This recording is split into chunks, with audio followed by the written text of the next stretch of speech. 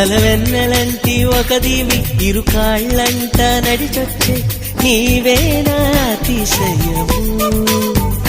జగమున అతిశయాలు ఏడేనా ఓ మాట్లాడే పువ్వను ఎనిమిదావ అతిశయము. నింగిలాంటి నీ కళ్ళు పాలుగారే చెక్కిళ్ళు తేనెలూరే ఆధారాలు అతిశయము.